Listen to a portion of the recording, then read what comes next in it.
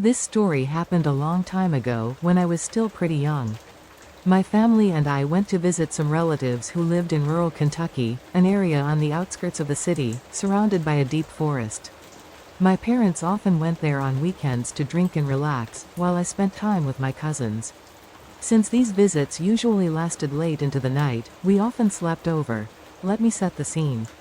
My relative's property had a long, fenced yard with a deck in the back that stretched far enough to provide a view of the main road out front. Near the front of the yard, there was a small shed, and behind the shed sat their trampoline. The shed was short enough that you could look over it and see the main road. The road itself was lined with trailer homes, all set along a straight stretch that went on for several kilometers. One night, around midnight, my cousin and I were on the trampoline, just goofing around and playing games. Meanwhile, the adults, my parents and uncles, were out on the back deck, smoking and laughing, distracted by their conversation. At some point, my uncle heard us being noisy and was about to tell us to quiet down when he suddenly stopped and said, "What the fuck?" At first, my cousin and I thought we were in trouble, so we immediately looked over at him. But he wasn't looking at us. His eyes were fixed on the main road. He called out to my dad, "Pat, come look at this." Curious, my cousin and I turned to see what he was talking about. That's when we saw her. Standing by the road was an old lady with short gray hair, wearing what looked like a hospital gown and blue slippers. She was just standing there, silently watching us on the trampoline. The strangest thing was that we hadn't noticed her at all until my uncle pointed her out, so I couldn't tell you how long she'd been standing there. My dad yelled out, "Who are you?" At that point, my mom and the rest of the adults joined him on the deck to see what was going on. The old woman didn't respond. Instead, she slowly began to walk away, painfully slow. My uncle told my cousin and me to go inside, but being the curious kids we were, we got off the trampoline and stayed close to watch what happened. My dad and uncle went to the gate at the front of the yard, heading toward the main road to confront her. But by the time they got there, she was gone.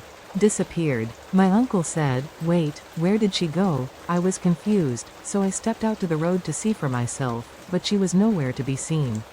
The road was straight and long with no immediate places to hide, and the trailer homes along the way had tall fences.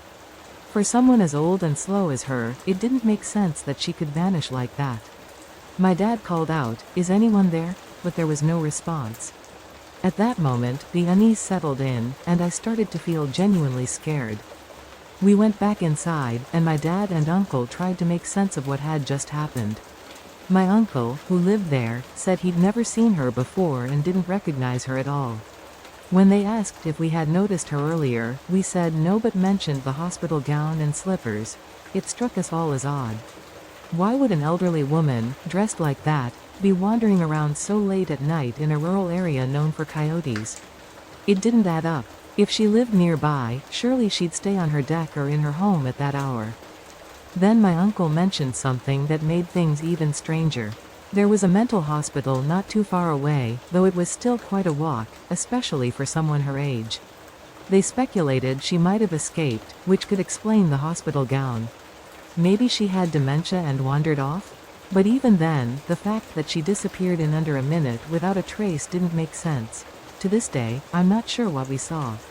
A spirit? A lost soul? Or something else entirely? Whatever the explanation, the experience creeped me and my cousin out so much that we never stayed outside that late again. We never saw her again either. Whenever I share this story, people have a hard time making sense of it, just like we did. If anyone out there has experienced something similar, I'd love to hear about it, because I still think about that night a lot. Thank you for watching. If you enjoy these types of videos, please be sure to like this video, leave a comment, and hit the subscribe button for more of this type of content.